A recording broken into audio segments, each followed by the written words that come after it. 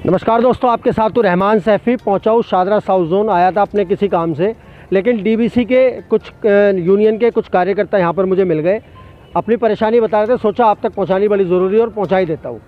आनंद भाई मेरे साथ हैं। एक मुद्दा जो है डीबीसी कर्मचारियों के सामने इन दिनों पेश आ रहा है, जिसकी वजह से तमाम डीबीसी कर्मचारी जो हैं एक परेशानी की अलग सी मार झेल रहे हैं। मुद्दा है जो अटेंडेंस लगती है, जो हाजिरी लगती है, वो निगम प्रशासन ने आदेश कर दिए हैं कि फ़ोन खरीदो और अब वो फ़ोन पर लगेगी एक ऐप द्वारा।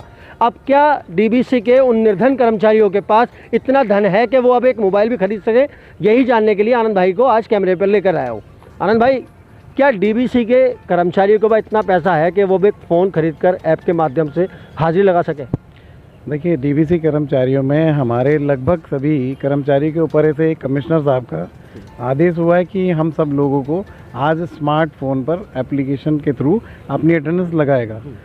हम भी अच्छा समझते हैं इस कदम को कि अच्छा है कि वो आगे जा रहे हैं और देश भी आगे बढ़ रहा है, साथ साथ कर्मचारी भी आगे बढ़ रहा है। लेकिन उस कर्मचारी का क्या, जो कर्मचारी हमारे इसमें से कम 40% से 30% ऐसे कर्मचारी जिनके पास अपना स्मार्टफोन पहले से नहीं है, उन्होंने इस बात को लिख के भी दिया है और बात भी की है। लेकिन उसकी अटेंडेंस के लिए एक ऑप्शन होता था कि सुपरवाइज़र उसका अटेंडेंस लगाएगा। लेकिन सुपरवाइज़र अगर अटेंडेंस लगा रहा है तो उस सुपरवाइज़र के पास भी वो उसे ज़ोर ज़बरदस्ती से कहा जा रहा है कि एक फ़ोन खरीदे। उस फ़ोन को ख़रीदने के लिए आज उस कर्मचारी के पास ना तो पैसा है, इतनी तनख्वाह नहीं बढ़ी। अगर हम कहते हैं कि आप उन चीज़ों को स्मार्ट करना चाहते हैं तो कर्मचारी को भी स्मार्ट बनने के लिए उसकी तनख्वाह बढ़ाएं, उसके जिससे कि आज उसकी तनख्वाह 14-15 हज़ार में जो उसका परिवार नहीं चलता, ठीक से वो खा पी नहीं पाता, तो एक तनख्वाह बढ़ाने के बाद वो स्मार्टफोन भी खरीद पाएगा। और निगम की जो ज़रूरतें हैं, चाहे उस पर हमारी अटेंडेंस लगाने का हो, चाहे उस पर काम करने का हो, किसी ऐप को लोड करने का हो, वो भी सारा एक सुचारू रूप से कर पाएगा। लेकिन आज कर्मचारी आज उसी बात को लेकर अपने आप में ही खुद परेशान हो रहा है कि आज उसके पास एक तो सिर्फ करने और सुनने के लिए फ़ोन रखना भी बहुत उसके पास बड़ी बात है, लेकिन उसमें एक स्मार्टफोन लेना, फिर उसके बाद उस पर अटेंडेंस लगाना, जबकि उसमें पहले एक ऑप्शन होता था कि सुपरवाइज़र उसकी अटेंडेंस लगा सकता है, लेकिन सुपरवाइज़र उसके लिए हाथ खड़ा कर रहे हैं। वो उसकी मार हो गई है कि अब ऑर्डर जारी किया गया है कि आपकी तनख्वाह उसी से बनाई जाएगी जो आपकी स्मार्टफोन पर अटेंडेंस होगी। अगर कर्मचारी किसी वजह से फ़ोन नहीं ले पाया तो फिर उसकी हाजिरी का क्या होगा? क्या काम से छुट्टी दी जाएगी उसको? नहीं, काम से छुट्टी तो नहीं होगी, काम तो वो करेगा, पूरा करेगा, वो अपनी मेहनत भी कर देगा, लेकिन उसके स्मार्टफोन पे अटेंडेंस ना होने की वजह से उसकी सैलरी नहीं आएगी, वो कट जाएगी। अब मजबूरी उसकी वही हुई कि वो चाहे वो कर्जा लेकर करे, चाहे वो मर के करे। निगम ने इस बारे में नहीं सोचा। उस कर्मचारी को कम से कम पहले सोचना, उसके विषय में भी सोचना चाहिए था कि उसको किसी तरह से, अगर हम एमसीडी को स्मार्ट कर रहे हैं तो उस कर्मचारी को भी कुछ ऐसा आर्थिक मदद करें कि उसकी तनख्वाह बढ़ाएं या कुछ और करें कि वो आगे बढ़कर उस चीज़ों को अपने आप से उस काम को सुचारू रूप से कर पाए। लेकिन मजबूरी कि आज कर्मचारी मरेगा और उसकी तनख्वाह कटेगी। आज परेशानी का सबब हमारे कमिश्नर साहब को संज्ञान में लेना चाहिए, उस बात का भी कोई रास्ता निकाल कर हम लोगों को बेहतर बनाने के लिए एक छोटे कर्मचारी जो ज़मीनी तौर पर आज हर रूप से अपनी जान देकर भी काम कर रहा है, क्योंकि भयंकर बीमारियों के मौसम में और भयंकर बीमारी के काम को करने के लिए उसको अपनी जान तक भी गंवानी पड़ती है। बिल्कुल आनंद भाई, एक सवाल और है, मैं दोबारा आऊँगा आपके पास। अभी आपसे एक सवाल है छोटे, जैसे आनंद भाई ने कहा कि बीमारी के चलते डीबीसी कर्मचारी एक ऐसा काम करता है जो लोगों को स्वास्थ्य रखने का काम करता है। हालांकि निगम के जितने विभाग हैं वो सब यही काम करते हैं, लेकिन डीबीसी कर्मचारी जैसे बरसात के दिन चल रहे हैं, इसमें मलेरिया, इस डेंगू, इस जो भी बीमारियां हैं उन सब का ध्यान रखता है कि जनता तक वो परेशानी ना पहुँचे, वो बीमारी ना पहुँचे। ऐसे में क्या डीबीसी के कर्मचारियों का ईएसआई कार्ड निगम द्वारा उपलब्ध कराया गया है या निगम डीबीसी कर्मचारी उसके लिए भी धक्के खा रहा है? बिल्कुल, बहुत इम्पोर्टेंट क्वेश्चन आपने किया सर। पिछले 26 सालों से डीबीसी कर्मचारी दिल्ली की जनता को बचाने का कार्य कर रहा है। इसके बावजूद कि उनको हेल्थ की सुविधा कुछ भी नहीं है।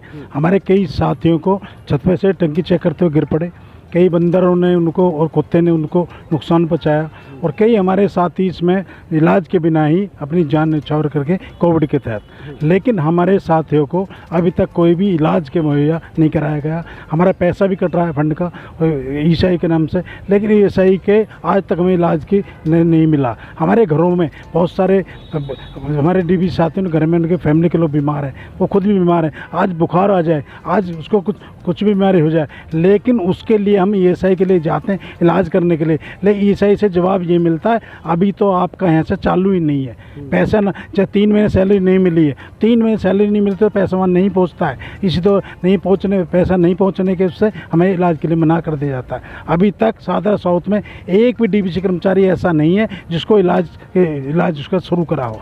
तो इसलिए मैं तो कहना चाहता हूँ कि जल्द से जल्द आप इसको चालू हो और डीबीसी कर्मचारी को इलाज की सुविधा मिल पाए। तो देखिए, ये है वो निगम का दोहरा चेहरा जो उन कर्मचारियों को वो ईएसआई कार्ड नहीं दे पा रहा, जो हमेशा आम जनता की सुख सुविधाएं और जो उनके स्वास्थ्य का ध्यान रखते हैं। एक सवाल आपसे भी है मेरा, डेथ केस का मामला है, डेथ केस की जैसे अभी बताया इन्होंने, कुछ कर्मचारी डेथ हो जाती हैं, क्या निगम प्रशासन उनके परिवारजन को वो नौकरी देने में अभी तक सक्षम हुआ है कहीं?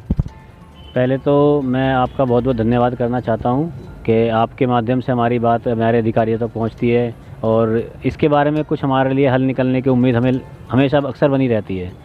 अधिकारियों की मंशा तो ठीक नहीं है, पर फिर भी कि आपने सवाल किया कि डेथ केस को लेकर के, मेरी नॉलेज में अभी हाल फिलहाल ही 3 साल के अंदर 4-5 डेथ के केसेस हैं जिनको लेकर के उनके परिवार के लोग, हमारे साथी के जो परिवार हैं उनके लोग धक्के खा रहे हैं। लेकिन निगम की तरफ से दोहरा रवैया अख्तियार किया जा रहा है।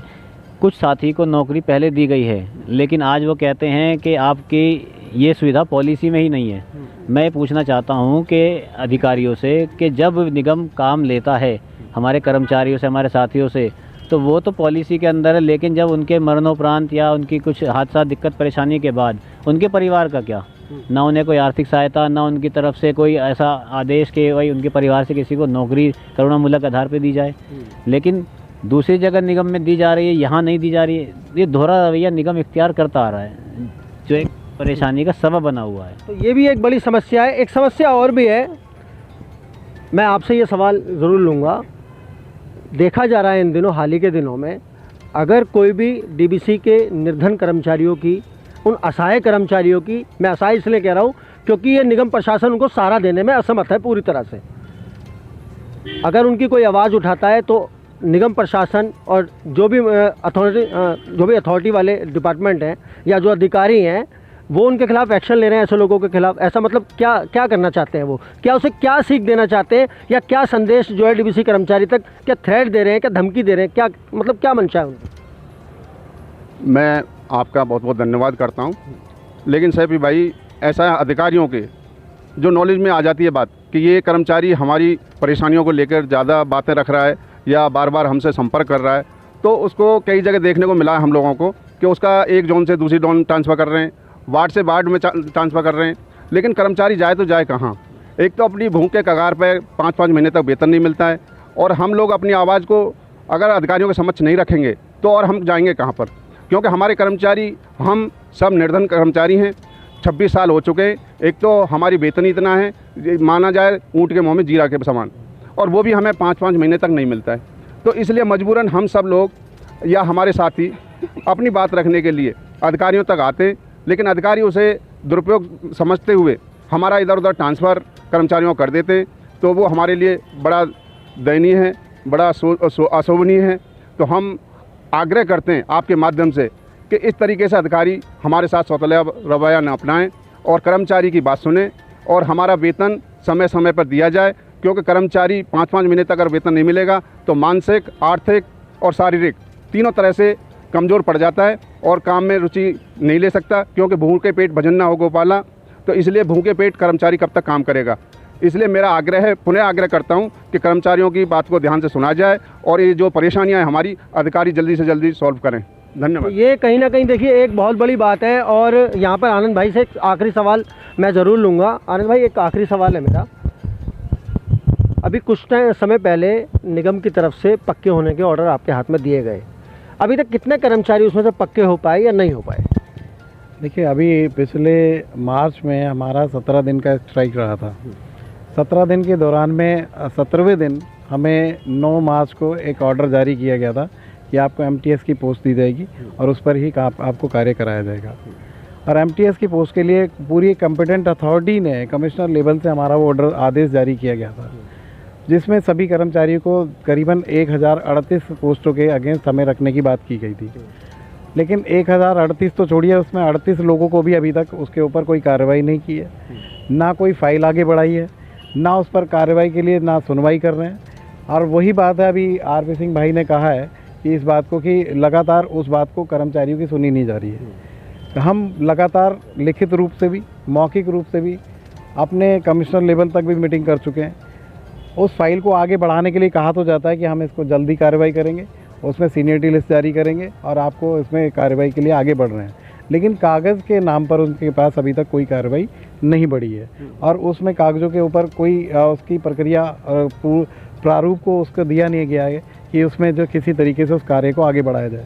लेकिन हो क्या रहा है कि आपने ज़बानी तो बोल दिया, लेकिन सिर्फ इसको संतुष्ट रखने के लिए कि आप ये काम करेंगे और जल्दी उस कर्मचारी को उस काम में आगे बढ़ाकर आपको पक्का भी किया जाएगा और आपको उस काम में आपकी तनख्वाह भी बढ़ाई जाएगी।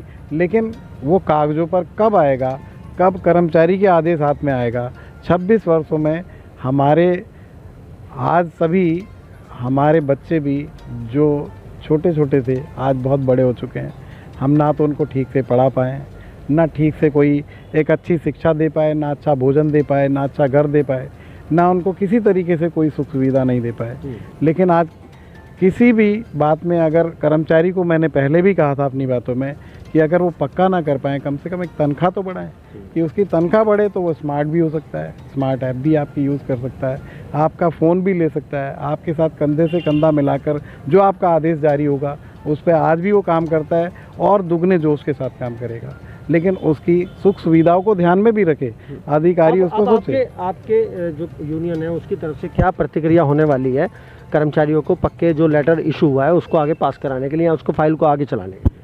देखिए, अभी हम लगातार बातचीत कर रहे हैं और तकरीबन 10 बार बात कर चुके हैं। ऐसा नहीं, कॉम्पिटेंट अथॉरिटी से बात कर चुके हैं, हमने लिखित रूप से भी दिया है।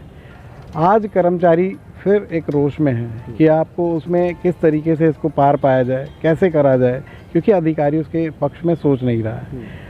मजबूरन अधिकारी कहता है कि आप उसमें स्ट्राइक करते हो, हमें कहा जाता है आप स्ट्राइक करते हो, लेकिन अधिकारी भी सोचे स्ट्राइक होता क्यों है, स्ट्राइक होता ही क्यों है कि वो उसको मजबूर हो कि स्ट्राइक की जाए।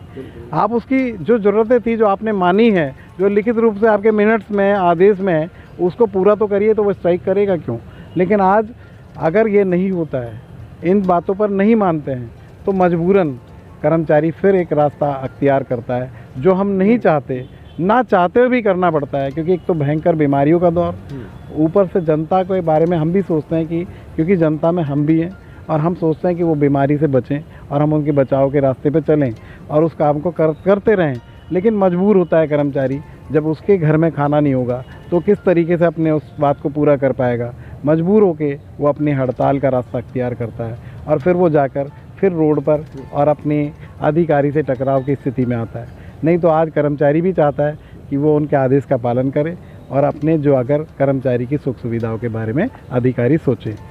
तो ये वो डीबीसी कर्मचारी का दर्द था जो आप तक पहुंचाया है। और कर्मचारी चाहे वो डीबीसी के हों या सफाई विभाग के हों या इंजीनियर विभाग के हों या उद्यान विभाग के हों, लगभग कर्मचारियों की जो समस्याएं हैं वो बराबर सी हैं, सेम सी हैं और एक जैसी हैं। लेकिन वो जो दर्द है वो कहीं ना कहीं यहाँ पर ज़्यादा दिखाई दे रहा है। दोस्तों, मिलते हैं आपसे अगली खबर में। इसी के साथ जय हिंद, जय भारत, जय संविधान।